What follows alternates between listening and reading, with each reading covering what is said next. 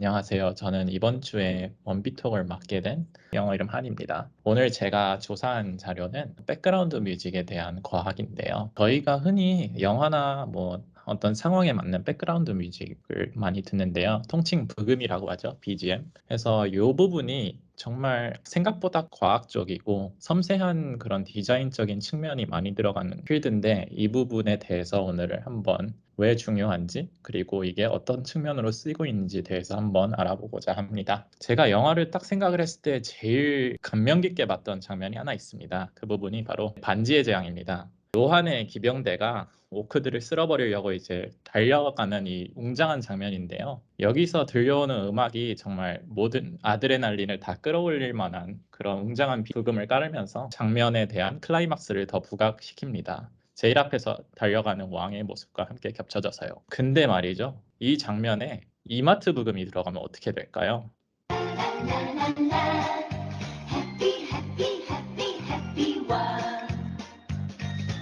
뭔가 좀 이상하지 않나요? 제가 봤을 때는 갑자기 용맹한 기병 전사에서 뭔가 이마트 세일을 향해 달려가는 전업주부들이 돼버렸습니다. 저는 그래서 이 부금이란 게 현장의 무드와 이 모든 것을 통괄하는 그런 장면을 연출하는 데 정말 필요하다고 생각이 들거든요.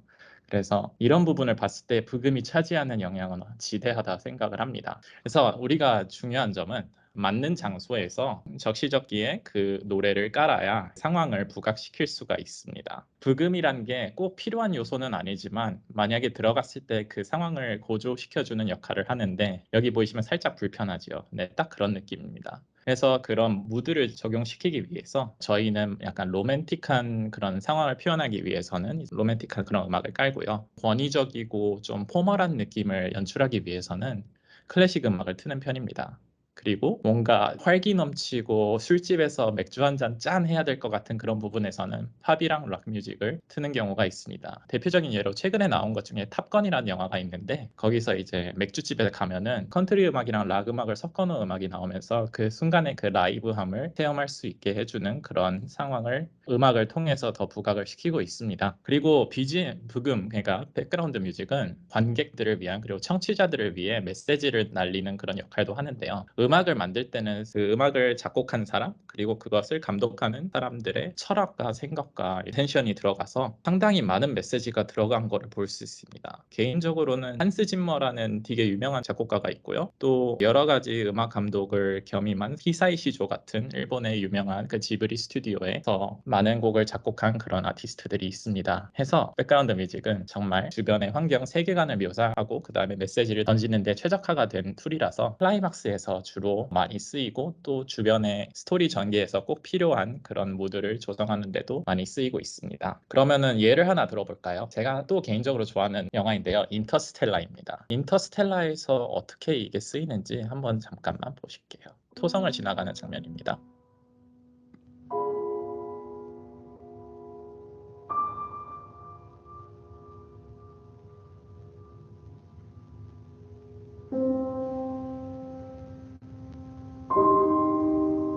듣다시피 되게 높은 음의 피아노와 간단한 멜로디를 통해서 우주에서 트래블을 하는 그 상황의 순간을 묘사를 했습니다. 인터뷰에 따르면 이거는 약간 고독하면서도 또 신비한 미지의 세계를 탐방하는 그런 분위기를 연출하고자 한스 짐머가 직접 인터뷰에서 밝혔는데요. 딱 듣기만 해도 벌써 그 분위기가 조성이 됩니다. 밀러 플래닛이라는 곳에서는 약간 스토리상 1시간을 이 행성에서 보내면 지구에서의 7년을 보내는 그런 시간 계산이 됩니다. 그래서 처음에 밀러 플래닛에 딱 내렸을 때 똑딱똑딱 하는 그런 부금을 들을 수 있습니다. 한번 같이 관람해 보실까요?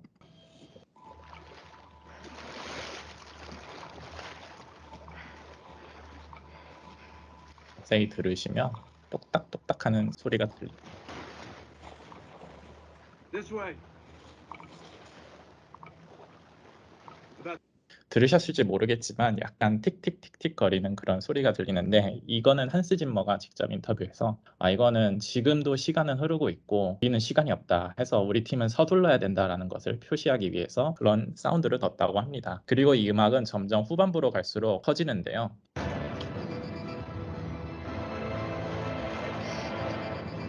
Manually overriding inside out. 이 부분에서는 점점 파도가 다 가까이 오면서 "너 이제 진짜 죽음 직전이야."라는 그런 클라이막스를 묘사하기 위해 크레센도법을 사용해서 표현을 했다고 합니다. 만약에 여기서 부금이 다 빠졌다고 하면은 그냥 그런 장면, 꽤나 신비한 장면인데 어떤 느낌을 주려고 하는지에 대한 그런 메시지가 빠진 채 전달이 됐을 겁니다. 그래서 이런 부분을 통해서 뒤에 깔리는 음악들이 저희에게 던지는 메시지를 확인할 수 있습니다.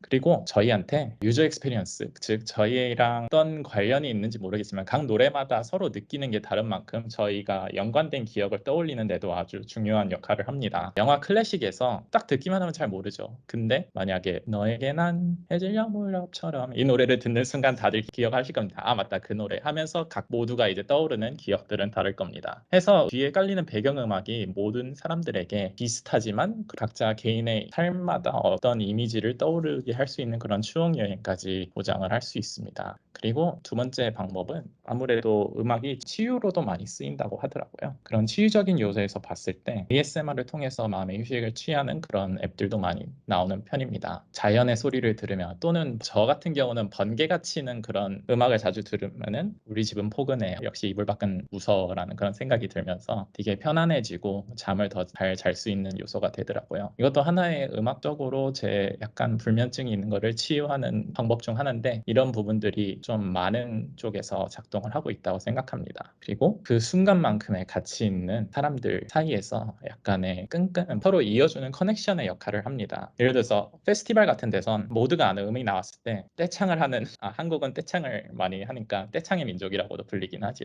그래서 그 떼창을 하면서 서로 같이 모르는 사람들끼리도 서로 얼굴 보면서 같이 부르고 또 가끔은 모르는 사람들끼리 어깨동무를 하면서 노래 부르고 춤추고도 하는 그런 문화가 형성돼 있는 걸 보면서 '아 저는 뒤에 깔리는 음악이 모르는 사람들과도 교감을 할 수 있도록 도와주는 매개체가 되는구나.'라는 그런 생각을 하게 되었고 그리고 그건 과학적으로도 그렇게 된다고 하는 통계도 많이 있다고 하더라고요. 그래서 떼창의 가장 중요한 철학 포인트가 이렇게 돼 있다고 하더라고요. 같은 장소에 있는 사람들과 그 노래를 안다는 것 그 하나만으로도 우리는 하나인 것이다. 어디서 나왔을까요? 저도 잘 모르겠습니다. 아무튼 그런 감성들을 끌어주는 것이 부금의 힘이라고 할 수 있겠습니다. 그러면 이제 과학 시간으로 좀 돌아가서 왜 청각이라는 그 원시적인 개념을 통해서 부금이 힘을 가질 수 있는지를 먼저 알아보겠습니다. 청각 시스템은 아무래도 우리가 가장 의존하는 시각에 비해서 우선순위가 떨어지는 편이지만 속력으로 계산해 보면은 청각 속도가 우월하게 빠릅니다. 시각으로는 25프레임 per 세컨드, 그러니까 40ms마다 샘플을 하는데요. 하지만 청각을 샘플하는 속도는 200프레임 per 세컨드, 즉 5ms마다 하나씩 프레임을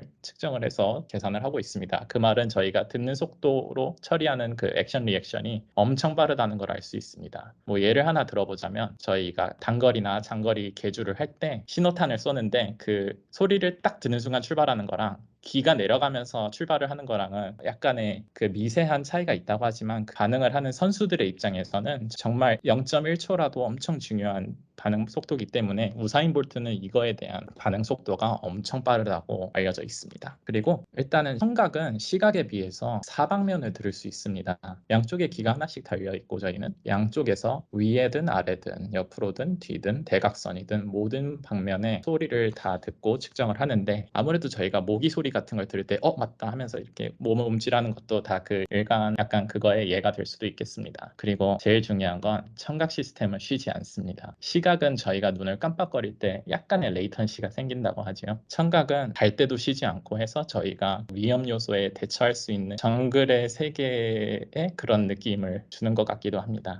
이거는 약간 좀 생물학적인 거기 때문에 더 이상 들어가지 않도록 하겠습니다. 약간 당직 사관처럼 깨어 있습니다.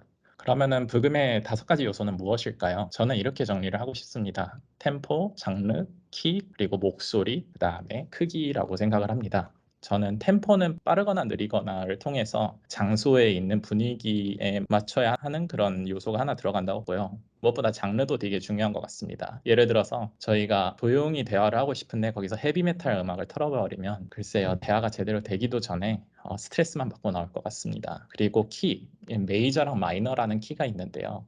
메이저는 밝은 톤을 연출하는 반면에 마이너 키는 좀 슬픈 무드를 연출하는 그런 게 있습니다. 그래서 메이저 키를 쓰면은 사람들 업비트가 되고 좀 더 상쾌하지만 마이너 키가 들어간 걸 틀게 됐을 때는 좀 처지고 비가 오는 것 같고라는 그런 우울 모드가 좀 많이 형성된다고 합니다. 그리고 목소리, 이거는 음악마다 조금씩 다르기도 한데요. 남성의 목소리와 여성의 목소리가 주는 감성이 다르듯 녹음을 딱 들을 때 여성의 목소리로 들었을 때 좀 더 와닿는 그런 것이 있고 남성의 목소리로 들었을 때 또 와닿는 그런 부분이 살짝 들어가 있는 것 같습니다. 그리고 크기가 있는데요. 크게 틀 때도 있고 조용하게 틀 때도 있는데 카페 같은 곳에서는 아무래도 들릴 듯 말 듯 트는 게 일반적이죠. 그거는 이제 저희가 대화를 할 수 있는 공간을 만들도록 조성하기 위해서 카페는 그렇게 전략을 택하고 있습니다.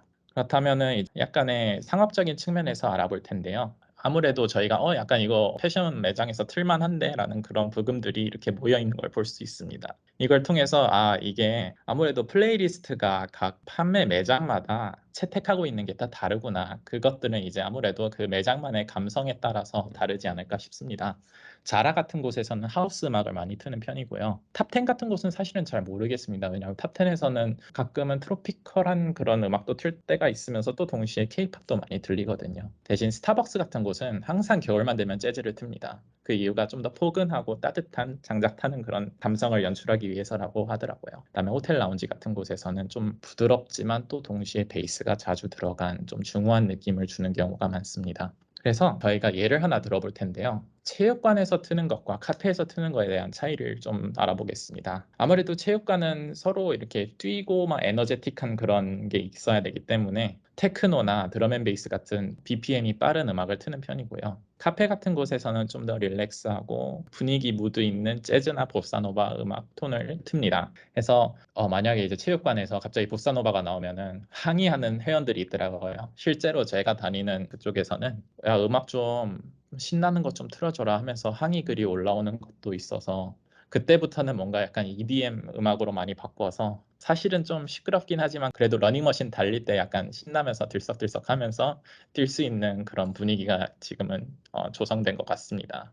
카페에서 만약에 헤비메탈을 틀게 되면은 다 떠나겠죠. 커피가 지금 무슨 소용일까요? 그래서 각자 그 목표에 맞는 그런 분위기에 따라서 부금을 선택을 하는 것을 볼 수 있습니다. 두 번째 측면에서는 소닉 브랜딩이라는 말이 있는데요. 징글이라고 불리는 로고 사운드를 통해서 우리가 그 소리를 듣기만 해도 군침을 흘리는 파블로브의 개 실험처럼 그렇게 조성을 하는 경우도 많다고 합니다. 뭐 예를 들자면 맥도날드의 빠바빠빠빠 이 소리 들으면 사실 딱 들어도 맥도날드다. 맥치킨 먹고 싶다. 오늘은 불고기 먹어다. 라는 생각이 들게 만들 만큼 딱 캐치하게 사운드를 뽑아냈다고 볼 수 있고요. 그리고 윈도우즈 XP를 해놨는데 저는 XP 사운드가 좀 많이 박혀있는 상태라서 듣기만 하면 누가 컴퓨터 키나 보네. 게임하고 싶다라는 그런 게 저절로 연상이 되는 그런 소닉 마케팅을 했습니다. 그리고 넥슨은 아무래도 아마 저랑 비슷한 나이거나 그 동시대 분들은 딱 듣기만 해도 게임하고 싶다라는 그런 생각이 많이 들죠. 근데 실제로 아직도 이 넥슨 부금은 쓰이고 있어서 꽤나 많이 사용자들한테 그런 감성을 주고 있는 것 같습니다. 그래서 이러한 방법을 기업에서는 채택을 많이 하고 있고요. 소닉 브랜딩을 하나의 아이덴티티로 표현하는 기업이 있는데요. 그 기업은 바로 애플입니다. 애플은 광고 음악마다 화제를 불러일으키는데요. 애플이 추구하는 심플리시티 그리고 미니멀리즘한 그런 철학은 스티브 잡스가 직접 뮤지션을 찾아 나서서 제작을 했던 광고라고 합니다. 지금도 이어지고 있는데요. 그런 감성을 유지하기 위해 애플이 얼마나 많이 노력을 하는지 아마 유튜브 비디오에서는 좀 더 이거에 대해서 정확하게 설명을 할 것 같습니다. 하지만 애플은 이런 걸 통해서 자기들만의 철학과 자기들의 사상관을 사용자들에게 많이 전파하려고 노력을 하고 있는 기업 중에 하나입니다. 디자인 측면에서 보면은 사운드스케이프라는 게 있습니다. 사운드스케이프는 이 모든 사운드들의 총집합체라고 하는데요. 저희가 흔히 자연에서 들을 수 있는 새소리, 바람소리, 그 다음에 심지어 지나가는 비행기 소리 같은 경우를 모두 통틀어서 그 한 공간에서 느낄 수 있는 총집합체를 사운드스케이프라고 부릅니다. 그래서 사운드스케이프 디자이너들은 이 모든 소리의 조합을 고려해서 순간 사람들이 있을 때 편안함을 느낄 수 있는 그 최적의 조합을 찾아 나서는 직업인데요. 이러한 소리들을 채집하고 그 다음에 ASMR처럼 만들어서 하는 산업들이 최근에 많이 나오고 있습니다. 컴이라는 서비스라고 있는데요. 이거는 수면을 도와주는 모바일 앱이라서 약간 유료긴 하지만은 이것도 자연의 소리를 채집을 해서 그거를 사운드스케이프 형식으로 디자인을 한 후에 사용자들에게 편안함을 주기 위해서 만들어진 앱이라고 하더라고요. 그리고 유튜브에서는 ASMR 채널들이 꽤나 많이 나오고 있습니다. 제가 치과 의사 오피스를 넣은 이유는 요즘 치과를 가면은 그 쇠소리 대신에 좀 분위기를 차분하게 지켜주는 그런 새소리도 있고 좀 자연의 소리도 또 들어간 경우가 많더라고요. 그래도 치과는 무섭습니다. 예를 하나 들어볼까요? 그럼 사운드스케이프 철학관이 제대로 녹아든 곳은 아무래도 다도라는 일본의 차 문화가 아닌가 싶습니다.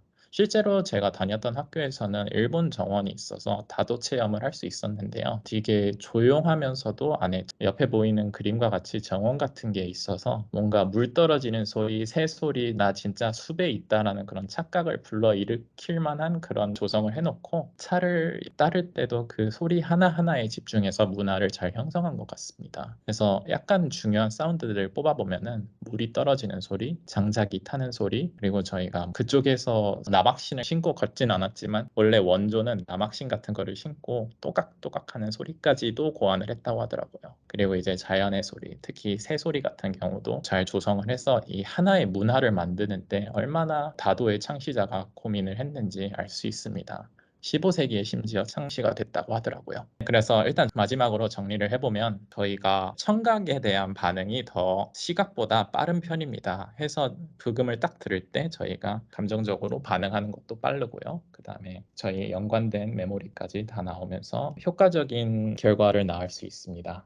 그리고 어떤 경우에서는 부금이 추가적인 요소지만 만약에 클라이막스를 강조하고자 하는 그런 부분에서는 정말 중요한 퀄리티가 되는 경우를 알 수 있고요. 그렇게 하기 위해서는 내가 어떤 분위기를 연출하고자 하는 거와 그 현재 있는 공간에 대한 이해도가 엄청 필요하다고 생각을 합니다. 그리고 애플과 다른 소닉 마케팅을 추구하는 회사처럼 백그라운드 뮤직 자체가 회사의 그리고 개인의 문화를 표현하기 위해 쓰는 경우도 많다고 얘기를 드리겠습니다. 마지막으로 사실은 여러 가지 주제를 생각을 했는데 저는 EDM을 상당히 좋아해서 그런 부분도 얘기해볼까, 뭐 DJ의 중요성 이런 것까지 생각을 해봤다가 아무래도 전반적으로 얘기를 드리는 게 이 취지에 더 맞을 것 같아서 주제를 선정했습니다. 제 발표는 여기까지입니다. 시간 내주셔서 감사하고 없으시면 여기서 마무리하겠습니다. 감사합니다.